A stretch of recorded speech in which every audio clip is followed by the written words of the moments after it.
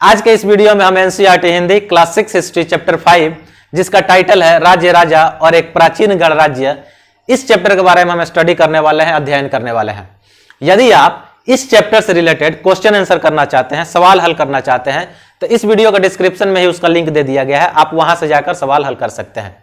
यदि आप इतिहास सीखना चाहते हैं, इतिहास को रटना नहीं चाहते बल्कि समझते हुए सीखना चाहते हैं, कंसेप्ट बेस्ड स्टडी चाहते हैं, तो मेरे चैनल को सब्सक्राइब करें। मैं आकिब जावेद अपने यूट्यूब चैनल लर्निंग इंस्टीट्यूट में आप सबका स्वागत करता हूं। चलिए क्लास की शुरुआत करते हैं और देखते हैं कि इस क्लास के अंतर्गत हमें क्या पढ़ना है। तो अगर आपसे कहा जाए या इस तरीके से शासक कैसे बनते थे, पहला टॉपिक जो है शासक कैसे बनते थे, इस क्लास का सबसे पहला टॉपिक चैप्टर में यही लिखा है कि शासक कैसे बनते थे। किस समय की बात कर रहा है इसके बारे में भी हम देखेंगे। उससे पहले हम कुछ समझें कि आज जो है हम शासक कैसे बनाते हैं, यानी कि आज जो है हम अपने राजा कैसे चुनते हैं। दरअसल आज हम राजा नहीं चुनते बल्कि हम अपना प्रधानमंत्री या राष्ट्रपति का चुनाव करते हैं। यानी कि हमारे शासक कौन हुए? हमारे शासक जो हैं हमारे प्रधानमंत्री और राष्ट्रपति हुए। हम इनका चुनाव कैसे करते हैं? तो हम इनका चुनाव प्रत्यक्ष तरीके से, यानी कि हर वो व्यक्ति जो 18 वर्ष से अधिक उम्र का है उसको अधिकार है, उसके पास एक वोट है जो अपना वोट किसी एक प्रतिनिधि को दे सकता है और राष्ट्रपति का चुनाव या प्रधानमंत्री का चुनाव या अपने राजा का चुनाव कर सकता है। यानी कि हर व्यक्ति को अधिकार है अपने राजा को चुनने का, अपने प्रशासक को प्रधानमंत्री या राष्ट्रपति को चुनने का अधिकार है। लेकिन आज से 3000 साल पहले अगर चला जाए तो उस समय लोग जो है अपने राजा या अपने प्रशासक का चुनाव कैसे करते थे, काफी इंटरेस्टिंग है, इसको समझना है। उससे भी पहले थोड़ा सा और पीछे चलते हैं। पिछले क्लास में हमने ऋग्वेद के बारे में पढ़ा या ऋग्वैदिक काल के बारे में पढ़ा, ऋग्वैदिक काल के बारे में पढ़ा। वहां पे हमने ये देखा कि राजा जिन क्षेत्रों में शासन करता था वो क्षेत्र जो है जन कहलाता था। जन का मतलब होता है लोग, यानी कि राजा जैसे आज देश कहलाता है ना, कोई प्रधानमंत्री कहाँ शासन करता है तो पूरे देश पे शासन करता है।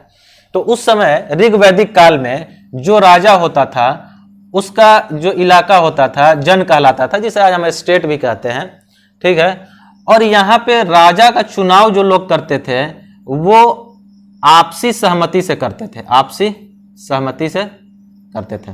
यानी कि कुछ लोग जो है मिलकर एक व्यक्ति को क्या करते थे, मुखिया बना देते थे। आपसी सहमति से अपने में से ही किसी एक व्यक्ति को मुखिया बना देते थे जो योग्य होता था, या हम कह सकते हैं जो बेहतर योद्धा होता था उसको चुन लेते थे कि तुम हमारा मुखिया बन जाओ, तुम हमारा राजा बन जाओ। यानी कि आपसी सहमति से होता था। एक चीज और ध्यान देने वाली बात है कि इस समय का जो राजा होता था उसके पास तो ना ही सेना थी, ना ही कोई अपना महल था, या ना ही अपना कोई राजधानी थी, बल्कि ये बस एक नाम मात्र का राजा होता था। उसको लोग जो है आपसी सहमति से चुन लेते थे। उसके पास उतना ताकत नहीं होता था जितना ताकत हम देखेंगे कि आगे आने वाले राजाओं में होता है। चलिए, ये तो ऋग्वैदिक काल है और ये समय है कब से कब तक का? तो ये समय है 1500 ईस्वी पूर्व से लेकर 1000 ईस्वी पूर्व का। ये जो हम राजा के बारे में पढ़ रहे हैं, कब से पढ़ रहे हैं? तो 1500 ईस्वी पूर्व से लेकर 1000 ईस्वी पूर्व के बीच में ऋग्वैदिक काल में राजा जिस क्षेत्र पर शासन करता था उसे जन कहते हैं। राजा का चुनाव आपसी सहमति से होता था और आपसी सहमति में उन्हीं में से कुछ लोगों में से एक मुखिया या प्रधान चुन लिया जाता था और उसी को राजा कहा जाता था। जिसको मुखिया या राजा चुना जाता था वो योग्य होता होगा, योद्धा होता होगा, यानी कि इन सारी चीजों में अच्छा होगा। असल में हमको पढ़ना है कब से? ये है 1500 से लेकर 1000 ईस्वी पूर्व के बीच में। हमें दरअसल पढ़ना है 1000 ईस्वी पूर्व से लेकर और 500 ईस्वी पूर्व के बीच में राजा कैसे बने, ये चीज हमको सीखना है। ये चीज हमको सीखना है। आज के देख लिए कि आज जो है हम तो अपना राजा चुनते हैं, अपना प्रधानमंत्री राष्ट्रपति चुनते हैं। 1500 ईस्वी पूर्व से लेकर 1000 ईस्वी पूर्व तक ऋग्वैदिक काल के बारे में भी हमने देख लिया। अब हम उसके आगे बढ़ते हैं।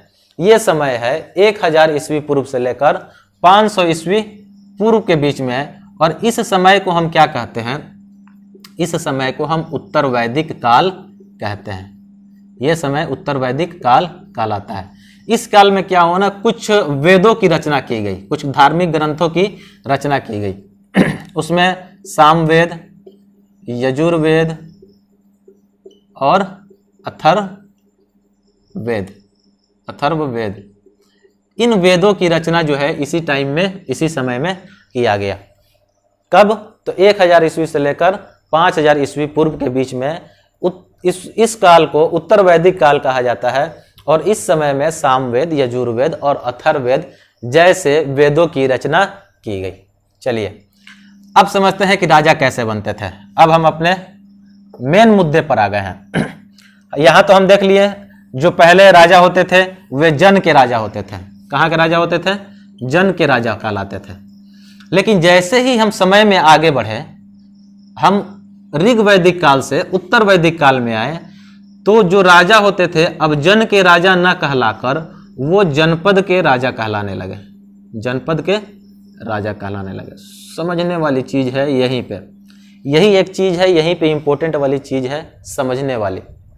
यहां से हम समझते हैं, पहले जन जो था एक छोटा इलाका होता था, यानी कि राजा का नियंत्रण जो होता था, कंट्रोल होता था किसी छोटे इलाके पर होता था, और वो छोटा इलाका जो है जन कहलाता था। जैसे आज हमारे देश में क्या है, देश जो है कई भागों में उसको बांटा गया, स्टेट में बांट दिया गया है, स्टेट को डिस्ट्रिक्ट में बांट दिया गया है। तो डिस्ट्रिक्ट एक छोटा इलाका हुआ ना। ठीक उसी तरीके से हो सकता है कि ऋग्वेद में एक छोटा इलाका हो और उस क्षेत्र में एक राजा शासन करता हो, और उसको, उस छोटे से इलाके को हम जन बोलते हैं। लेकिन आगे चलकर उत्तर वैदिक काल में क्या हुआ कि ये जन जो है जनपद कहलाया, यानी कि अब जो है राजा जिन क्षेत्रों पर शासन करता था वो क्षेत्र बड़े हो गए। या क्या किया गया कि दूसरा राजा जो है दूसरे जन को जीत कर, यानी कि युद्ध करके अपने में मिला लिया। तो जनपद का मतलब होता है ऐसा जगह जहां लोग रहते हों। जन मतलब लोग, पद मतलब रहने वाला जगह, यानी कि लोगों की रहने की जगह। जनपद का मतलब लोगों की रहने की जगह को हम जनपद कहते हैं, है ना। ये जो राजा था ना, ये राजा इस पहले वाला राजा से अलग हो गया, यही समझना है। जन छोटा इलाका था, जनपद बड़ा हो गया। ये राजा जो है लोग चुनते थे, बल्कि अब यहाँ पे जो राजा बनेगा, जनपद में जो राजा बनेगा, इनको लोग नहीं चुनेंगे, बल्कि ये क्या हो जाएगा, बल्कि ये वंशानुगत हो जाएगा। अब यहाँ पे राजा कौन बनेगा? यहाँ पे राजा का बेटा ही राजा बनेगा। बदलाव हो गया। जैसे ऋग्वैदिक काल से हम उत्तर वैदिक काल में जाते हैं, राजा बनने का जो प्रोसेस है, जो प्रक्रिया है, वो बदल गया। अब क्या था, अब राजा योग्यता के आधार पर नहीं बनेगा। अब राजा योग्यता के आधार पर नहीं बनेगा, बल्कि राजा का बेटा ही राजा बनेगा। अब जो है राजा का पद वंशानुगत हो गया। वंशानुगत मतलब होता है कि राजा का बेटा ही राजा बनेगा, मंत्री का बेटा ही मंत्री बनेगा। राजा जो है कैसे राजा बने या कैसे शासक बने। तो जो जन के राजा होते थे ना, वो कुछ यज्ञ वगैरह कराते थे, और यज्ञ वगैरह करा के क्या कहते थे कि अब जो है अब हम जनपद के राजा हो गए। कुछ यज्ञ कराते थे और उस यज्ञ के कारण बोलते थे कि अब हम जन के राजा नहीं, बल्कि अब हम जनपद के राजा हो गए। अब हम किसी छोटे इलाके के राजा नहीं है, अब जो है हम बड़े इलाके के राजा हो गए। अब जो है हमें फुल इज्जत चाहिए, इस टाइप का कुछ हो गया। और ये इस किस विधि से होता था? इसी में से एक यज्ञ जो था काफी इंपॉर्टेंट था, जिसे हम अश्वमेध यज्ञ कहते हैं। यही चीज जो है हमें पढ़ना है। उत्तर वैदिक काल में एक यज्ञ जो था काफी इंपॉर्टेंट हो गया, महत्वपूर्ण हो गया, अश्वमेध यज्ञ। इस यज्ञ को कराने के बाद क्या किया जाता था, या इस यज्ञ में क्या किया जाता था कि राजा जो है, राजा अपने घोड़े को खुला हुआ छोड़ देता था। मतलब उसको बिना नियंत्रण के क्या किया जाता था कि राजा क्या किया, अपना राजा जो है एक घोड़ा को या कुछ घोड़े को फ्री जो है चरने के लिए छोड़ दिया, खुला छोड़ दिया। राजा अपने घोड़े को छोड़ देता था और इनके पीछे कुछ अपने सैनिक वगैरह को लगा देता था। अब अगर ये घोड़े क्या करते थे, घूमते घूमते किसी दूसरे राज्य में चले गए, किसी दूसरे राज्य में चले गए, और वहां का राजा, उस स्टेट का राजा अगर इन घोड़ों को रोक लिया, तो जो राजा इन घोड़ों को छोड़ा था घूमने के लिए, उससे अब उस राजा को युद्ध करना होगा। यानी कि राजा जिसने घोड़े को फ्री छोड़ दिया था घूमने के लिए, उस राजा से युद्ध करना होगा जिस राजा ने उसके घोड़े को पकड़ा है, और युद्ध करके आप चाहे तो उस स्टेट को जीत ले। दूसरा कंडीशन यहाँ पे ये था कि अगर वो राजा क्या करता है, इन घोड़ों को नहीं पकड़ता है बल्कि अपने राज्य से आसानी से गुजरने देता है, अपने राज्य से, अपने क्षेत्र से इन घोड़ों को जाने देता है, बोलता है जाने दे। इसका मतलब ये हुआ कि ये जो इस क्षेत्र के राजा हैं, दूसरे क्षेत्र के राजा हैं, इन्होंने इस बड़े वाले राजा का अधीनता स्वीकार कर लिया। अधीनता स्वीकार करने का मतलब ये हुआ ना कि आप जो है महामहिम है, आप जो राजा है महामहिम है, आप जो है शक्तिशाली हैं, हम आपके अंडर में हैं, हम भी राजा हैं अपने क्षेत्र के, लेकिन हम जो है आपके कंट्रोल में हैं, आपके अधीन में हैं, आप जो कहिएगा हम उसको मानने के लिए तैयार हैं। तो राजा अगर जो छोटे स्टेट वाला राजा होता था या जो भी राजा होता था, घोड़े को अपने स्टेट से जाने देता था, रोकता नहीं था, इसका सीधा सा मतलब हुआ कि अब इसने क्या किया, उस राजा की अधीनता स्वीकार कर ली, यानी कि अपने से ऊपर उस राजा को क्या किया, अपने से ऊपर मान लिया, शक्तिशाली मान लिया। अब इसके बाद क्या होता था, चूंकि घोड़ा जो है बहुत सारे राज्यों में गया, उन राज्यों ने क्या किया कि घोड़े को आसानी से जाना दिया।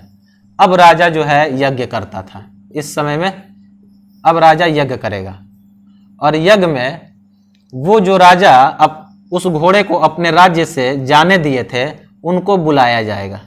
उन राजाओं को क्या किया जाएगा, उस यज्ञ में बुलाया जाएगा, राजाओं को बुलाया जाएगा, उस यज्ञ में राजाओं को बुलाया जाएगा। क्यों बुलाया जाएगा, क्योंकि उन्होंने उस राजा की अधीनता स्वीकार की, उन्होंने मान लिया कि भाई आप जो है महान है, आप जो है शक्तिशाली है, हम आपके नीचे हैं। अब उनको बुलाया जाएगा, वो आएंगे इस यज्ञ में और क्या करेंगे, उस राजा के लिए उपहार लेकर आएंगे, गिफ्ट लेकर आएंगे। जिस राजा ने यज्ञ करा रहा है, जो राजा यज्ञ करा रहा है, उस राजा के लिए गिफ्ट लेकर आएंगे। ठीक है। इस यज्ञ में राजा क्या करता है, राजा को पुरोहित जो होता है यज्ञ करने में मदद करता है। इस यज्ञ को करने में पुरोहित जो है, उस समय का हम कह सकते हैं पंडित या धार्मिक कार्य को कराने वाला जो व्यक्ति होता था वो पुरोहित कहलाता था। पुरोहित जो है यज्ञ वगैरह कराता था, यज्ञ कराने के एवज में इसको पुरस्कार मिलता था, यानी कि ये जो पंडित या पुरोहित जो था, जो धार्मिक व्यक्ति था, यज्ञ कराने के लिए इसको बहुत सारे पुरस्कार वगैरह भी मिलते थे।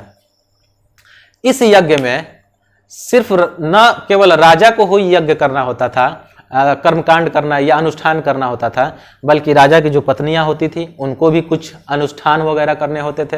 राजा के जो पुत्र या पुत्रियां होती थी उनको भी कुछ अनुष्ठान करना होता था।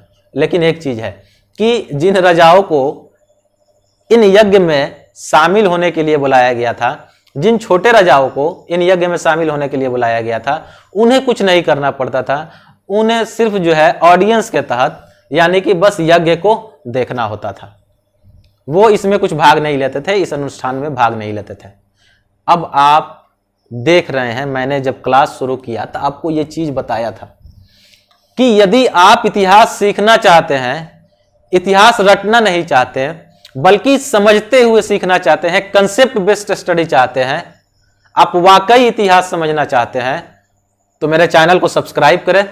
मेरे चैनल को सब्सक्राइब करें, वीडियो को लाइक करें, कमेंट करें और ज्यादा से ज्यादा शेयर करें।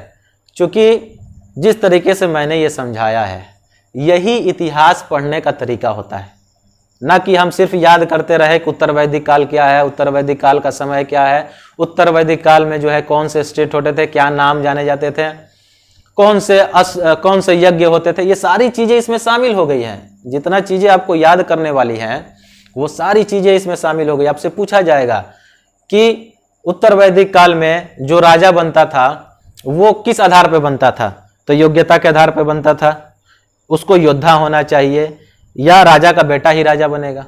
आपसे ये सवाल पूछा जाएगा और इसका जवाब जो है आपको यहाँ पे मिल गया है। अब इस वीडियो के अंतर्गत हम आगे बढ़ते हैं।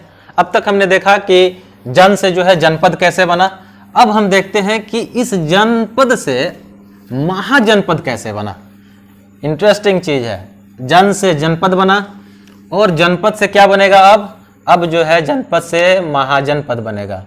जनपद था, जनपद का राजा यज्ञ कराया, बड़ा राजा बन गया। अब क्या हुआ कि अब कुछ जनपद के राजा अपने से पड़ोसी जनपदों को क्या किया, अपने में मिला लिया या हड़प लिया, या दो जनपद आपस में मिलकर क्या बनाए, एक महाजनपद बनाए। महाजनपद, ये इलाका क्या होता था, जनपद से बड़ा होता था। जन जो है सबसे छोटा, ऋग्वैदिक काल में इसका समय रहा 1500 से लेकर 1000 ईस्वी पूर्व तक, और जनपद का समय रहा 1000 से लेकर 500 ईस्वी पूर्व तक, और इसका समय जो होगा महाजनपद का 500 ईस्वी पूर्व के बाद का समय, या लगभग इसी समय की बात हम करते हैं। जनपद पहले ही बड़ा हो गया था। अब आगे चलकर क्या हुआ कि एक जनपद दूसरे जनपद पर आक्रमण करके उसको हथिया लिया, अपने में मिला लिया, या हम कह सकते हैं क्या हुआ कि एक जनपद दूसरे जनपद के साथ मिल गए, दोनों आपसी सहमति के साथ मिल गए, और एक बड़ा सा राज्य बनाया जो क्या कहलाया, महाजनपद कहलाया। यही सब चीज समझते हैं कि लगभग आज से 2500 साल पहले, यानी कि 500 ईस्वी पूर्व में क्या हुआ कि इस भारतीय उपमहाद्वीप में 16 महाजनपदों की उपस्थिति की हमें साक्ष्य या प्रमाण मिलते हैं। और ये चीज हमें देखना है तो हम बौद्ध ग्रंथों में या जैन ग्रंथों में देख सकते हैं, वहाँ पे जो है हमें महाजनपदों के बारे में बड़ी विस्तृत चर्चा मिलती है, या हमें वहाँ पे बहुत अच्छे तरीके से जानकारी मिलता है इन 16 महाजनपदों के बारे में। तो 2500 साल पहले क्या हुआ कि महाजनपद सामने आए। इन महाजनपदों की खास विशेषता क्या थी कि ये राजा जो है ना बड़ी शक्तिशाली होते थे, राजा इसके जो है शक्तिशाली होते थे, बहुत शक्तिशाली होते थे। ये जो है सेना रखने लगे, ये जो है अस्थायी रूप से कर वसूलने लगे, और इनके महाजनपदों की क्या होती थी, राजधानियां होती थी। इन राजधानियों के इन्होंने किलाबंदी शुरू कर दी। किलाबंदी समझते हैं, किलाबंदी क्या होता है? इन राजधानियों की इन्होंने किलाबंदी शुरू कर दी। राजा जो है बहुत शक्तिशाली हो गया, एक बड़ी सेना रखने लगा, और इन सेना को क्या किया, वेतन देकर इनको रखने लगा, कर वसूलने लगा, राजधानियां बनने लगी, और राजधानियों की किलाबंदी होने लगी। किलाबंदी होने का मतलब ना, जैसे हम घर की बाउंड्री करते हैं, ठीक उसी तरीके से किलाबंदी का मतलब वो राजा अपनी राजधानी को चारों तरफ से ऊंचे ऊंचे दीवारों से उसको घेराबंदी कर दिया, पूरे राजधानी को। और इसके लिए, इस किलेबंदी के लिए इसने ईंटों का इस्तेमाल किया, इसने जो है पत्थरों का भी इस्तेमाल किया, और लकड़ियों का भी इस्तेमाल जो है किलाबंदी करने के लिए किया गया। अब जो है हम जनपद से महाजनपद की तरफ आगे बढ़ गए हैं, और महाजनपद की ये कुछ खास विशेषताएं हैं जो आप यहाँ पे देख सकते हैं कि सेना जो है, सेना रखने जाने लगी, उनको वेतन दिया जाने लगा, कर वसूला जाने लगा, राजधानियां बनने लगी, उनकी किलाबंदी होने लगी, और ईंट पत्थरों और लकड़ियों की जो है किलाबंदी होती थी। अब हम महाजनपदों की शासन व्यवस्था के पढ़ते हैं, शासन व्यवस्था के बारे में पढ़ेंगे कि आखिर ये जो महाजनपद थे इनकी शासन व्यवस्था कैसे थी, ये शासन कैसे चलाते थे, अपने लोगों पर कैसे राज करते थे, कैसे शासन करते थे, इसके बारे में हम अब जो है पढ़ने वाले हैं। हम सबको मालूम है कि आज के जो प्रधानमंत्री जो है किस तरीके से हमारे ऊपर शासन करते हैं, राष्ट्रपति जो है कैसे शासन करता है, या सांसद जो है कैसे शासन करता है, या एक सेंट्रल गवर्नमेंट जो है वो कैसे शासन करती है, या हम कह सकते हैं कि जो स्टेट गवर्नमेंट होती है वो कैसे हमारे ऊपर शासन करती है। ये सारी चीज़ें तो हम समझते हैं, लेकिन अब हम देखते हैं कि उस महाजनपदों में किस तरीके के महाजनपद थे। तो उसमें हम कह सकते हैं कि दो तरीके के महाजनपद थे, यानी कि शासन की दो व्यवस्था थी। एक जो थी राजतंत्रात्मक शासन व्यवस्था थी, राजतंत्रात्मक शासन व्यवस्था, और दूसरा हम कह सकते हैं व्यवस्था, और दूसरा हम कह सकते हैं कि गणतंत्रात्मक शासन व्यवस्था, गणतंत्रात्मक शासन व्यवस्था। दोनों का मतलब हम समझ लेते हैं। राजतंत्रात्मक शासन व्यवस्था का सीधा सा मतलब हुआ कि राजा जो होगा, राजा का बेटा ही राजा होगा, उसमें आम सहमति की, लोगों की सहमति की कोई गुंजाइश नहीं होती है। उसमें ऐसा नहीं होता है कि लोग किसी एक जगह पर बैठे और किसी मुद्दे पे वाद विवाद करे, बहस करे और आपसी सहमति से कोई निर्णय ले, ऐसा नहीं होता। इसमें जो है राजा होता है और राजा के द्वारा बोला गया वाक्य, शब्द या कही गई बात ही कानून होती है। उसमें राय मशवरा, वाद विवाद, बहस की कोई जगह नहीं होती। गणतंत्रात्मक शासन व्यवस्था के अंतर्गत क्या होता है कि इसमें जो राजा होता है उसमें राजा को आपसी सहमति से चुना जाता है। कुछ लोग जो है मिलकर उसको चुनते हैं और यहाँ पे इस शासन व्यवस्था के अंतर्गत जो भी निर्णय लिए जाते हैं उसमें लोगों की सहमति होती है। या कोई भी अगर काम करना हो तो बहस करते हैं, उस मुद्दे पर चर्चा करते हैं, वाद विवाद करते हैं, उसके बाद उस पर सहमति बनने के बाद जो है उस काम को पूरा करते हैं। कोई काम क्यों करना है, कैसे करना है, इन सारे बातों पर एक चर्चा होती है, गंभीर चर्चा होती है, तब जाकर उस पर डिसीजन लिया है। 2 तरीके के राज्य थे इस महाजनपद में। एक राजतंत्रात्मक शासन था जिसमें राजा जो था प्रधान था, और एक गणतंत्रात्मक शासन था, इसमें एक राजा प्रधान नहीं था बल्कि कई राजा जो है प्रधान होते थे, कई राजाओं से मिलकर एक गणतंत्र। अब राजतंत्रात्मक शासन में क्या था कि एक साम्राज्य हुआ मगध। ये जो है सारे महाजनपदों में सबसे मजबूत महाजनपद के रूप में सामने आया। इसके कुछ कारण थे। इसके कुछ कारणों में सबसे पहला कारण यह था कि इसके स्टेट से 2 नदियां बहती थी, सोन और गंगा। सोन और गंगा के बहने की वजह से हुआ क्या कि जमीनें जो थी यहाँ की उपजाऊ हो गई, या उपजाऊ थी ही, जमीनें यहाँ की उपजाऊ थी।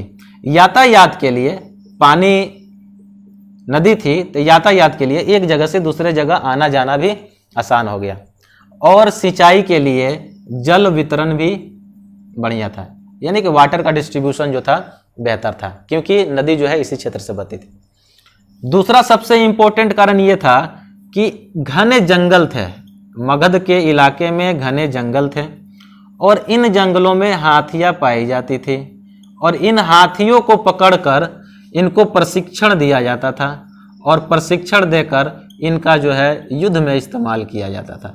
इसलिए जो थे मगध के राजा जो थे काफ़ी शक्तिशाली थे और युद्ध में दूसरे राजाओं को, दूसरे स्टेट को, दूसरे राज्यों को हरा देते थे, क्योंकि उनके पास हाथियां थी और उनको प्रशिक्षण देकर युद्ध में उनका इस्तेमाल किया जाता था। और क्या खास बातें थी इनकी? तो इनके खास बातों में ये थी कि इन इलाकों में लौह अयस्क पाए जाते थे, यानी कि लोहे पाए जाते थे, और लोहे पाए जाने की वजह से क्या हुआ कि मजबूत लोहे के हथियार बनाए जाने लगे।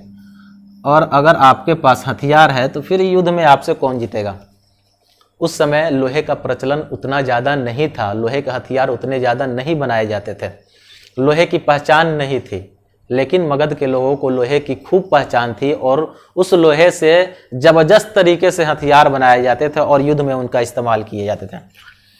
ये कुछ कारण है जिनके वजह से मगध साम्राज्य जो था काफ़ी इंपॉर्टेंट हो गया, काफ़ी महत्वपूर्ण हो गया, काफ़ी स्ट्रॉन्ग हो गया। इन घने जंगलों से रथ के लिए, यानी कि रथ में, युद्ध में इस्तेमाल होने वाले रथ बनाने के लिए लकड़ियाँ मिल जाती थी, घर बनाने के लिए लकड़ियाँ मिल जाती थी। तो इन सारे चीज़ों के लिए लकड़ियों भी, मजबूत लकड़ियाँ इन क्षेत्रों से इनको मिल जाती थी। और अगर सबसे इम्पोर्टेंट कहा जाए तो इस स्टेट के, इस महाजनपद के कुछ राजा जो थे काफ़ी योग्य हुए, जिसमें पहला नाम जो है बिंबिसार का लिया जाएगा और दूसरा नाम जो है अजातशत्रु का लिया जाएगा। ये राजा योग्य राजा हुए। हमें मालूम है कि सारे संसाधन, रिसोर्सेस होने के बावजूद भी अगर व्यक्ति योग्य ना हो तो वो उन संसाधनों का इस्तेमाल नहीं कर सकता, रिसोर्स का इस्तेमाल नहीं कर सकता, वो उसे बर्बाद कर देगा। मगध के पास ये सारी चीज़ें तो थी, लेकिन उसके अलावा उनके पास राजा थे जो कि योग्य थे। इन्होंने इन सारे संसाधनों का बढ़िया से इस्तेमाल किया, दूसरे राज्यों पर आक्रमण करके उनको अपने में मिला लिया और एक बड़े साम्राज्य की नींव रखी। तब आपसे कोई पूछे कि आखिर मगध साम्राज्य जो है इतना स्ट्रॉन्ग कैसे हुआ, मजबूत कैसे हुआ, तो कहिए उनके पास हाथियाँ थी उनके पास घने जंगल थे जहां से लकड़ियां मिल जाते थे, उनके पास लौह अयस्क मजबूत थे, उनके क्षेत्र से 2 नदियां, सदाबहार नदियां, सालों भर बहने वाली नदियां, सोन और गंगा नदी, ये बहती थी जिससे वो उपजाऊ होती थी। इस तरीके से, और सबसे अंत में उनके पास जो है योग्य राजा थे, योग्य शासक थे। यही वजह था कि मगध साम्राज्य जो है काफी मजबूत साम्राज्य के रूप में सामने आया। इसकी राजधानी शुरू में राजगिरी थी, जिसे आज हम राजगीर कहते हैं। बाद में चलकर उदयन के समय में पाटलिपुत्रा, आज के वर्तमान का पटना जो है, इस मगध साम्राज्य का राजधानी बना और कई शताब्दियों तक जो है मगध साम्राज्य का या उस एरिया का जो है राजधानी के रूप में सामने आया। अब हम जो है राजतंत्रात्मक शासन के सबसे मजबूत स्टेट मगध के बारे में पढ़े। अब हम गणतंत्रात्मक शासन व्यवस्था के बारे में पढ़ते हैं और इसके सबसे स्ट्रॉन्ग जो स्टेट थे वज्जी, इसके बारे में पढ़ेंगे। यहां से हम देखते हैं गणतंत्रात्मक शासन व्यवस्था के बारे में हम सीखें। यहाँ पे कोई भी निर्णय जो है आम सहमति से लिया जाता है। कोई भी काम करना हो तो उसके लिए चर्चा किया जाएगा, वाद विवाद किया जाएगा, बहस किया जाएगा, सबकी सहमति ली जाएगी, उसके बाद जो है कोई डिसीजन लिया जाएगा। ये वज्जी जो था ना, गणतंत्रात्मक शासन व्यवस्था के अंतर्गत 2 चीज आते थे, एक संघ आते थे और एक गण आते थे। गण जो है छोटा इलाका था, गण जो है छोटा इलाका होता था और कई गण मिलकर आपस में एक संघ बनाते थे। चीज समझना है, संघ का छोटा यूनिट जो होता था वो गण होता था। गण का इलाका छोटा होता था, क्षेत्र छोटा होता था, इसका अपना राजा होता था, इस गण का भी अपना राजा होता था, इलाका छोटा होता था। लेकिन करते क्या थे ना कि ये गण आपस में मिलकर एक संघ बनाते थे। और जिस तरीके से आज हमारा संसद चलता है, ठीक उसी तरीके से हर गण के राजा इस संघ में शामिल होते थे, बैठक करते थे और बैठक करके ये राजा, एक राजा नहीं होता था, किसी भी संघ में कोई एक राजा नहीं होता था, बल्कि यह कई गणों से बना होता था और गणों का अपना अपना राजा होता था। वो सारे राजा जो है इस संघ में शामिल होते थे और आपसी सहमति से जो है कोई भी निर्णय करते थे। इन संघ में सबसे मजबूत संघ जो था वज्जी था, जिसका राजधानी वैशाली है, वैशाली थी। आज ये वैशाली वर्तमान बिहार का इलाका है, बिहार के क्षेत्र का इलाका है। वैशाली जो है उसके अंतर्गत आता है। तो हमने शासन व्यवस्था के अंतर्गत देखा कि महाजनपद में 2 शासन व्यवस्था थी, एक राजतंत्रात्मक शासन व्यवस्था और दूसरा गणतंत्रात्मक शासन व्यवस्था। एक में राजा का बेटा ही राजा होता था और दूसरे में जो है राजा का बेटा राजा नहीं होगा, जो योग्य होगा उसको राजा बनाया जाएगा, उसको जनता राजा बनाएगी। राजतंत्रात्मक शासन व्यवस्था का एक उदाहरण मगध साम्राज्य के बारे में देखा, हमने देखा मगध साम्राज्य जो है इतना क्यों स्ट्रॉन्ग था, उसके बारे में हमने देखा। फिर हमने गणतंत्रात्मक शासन व्यवस्था के वज्जी के बारे में देखा। वज्जी एक संघ था जो कई गणों से मिलकर बना होता था और उन गणों का अपना अपना एक राजा होता था और सारे राजा एक साथ मिलकर एक ग्रुप बनाते थे, एक संघ बनाते थे, वही जो है संघ कहलाता था। इन संघों की चर्चा जो है बौद्ध धर्म के धार्मिक ग्रंथों में और जैन धार्मिक ग्रंथों में काफी प्रचुरता में मिलता है। वहां से हमको बहुत सारे सोर्स जो है महाजनपद के बारे में मिलते हैं, वज्जी के बारे में मिलता है और वैशाली के बारे में मिलता है। तो आपसे फिर से एक बार आपसे ये कहा जाए कि यदि आप इतिहास को इसी तरीके से सीखना चाहते हैं, रटना नहीं चाहते हैं, बल्कि कंसेप्ट बेस्ड स्टडी चाहते हैं, तो मेरे चैनल को सब्सक्राइब करें, वीडियो को लाइक करें, कमेंट करें और ज्यादा से ज्यादा शेयर करें। आज के लिए इतना ही, मिलते हैं आपसे नेक्स्ट वीडियो के अंतर्गत। Thank you.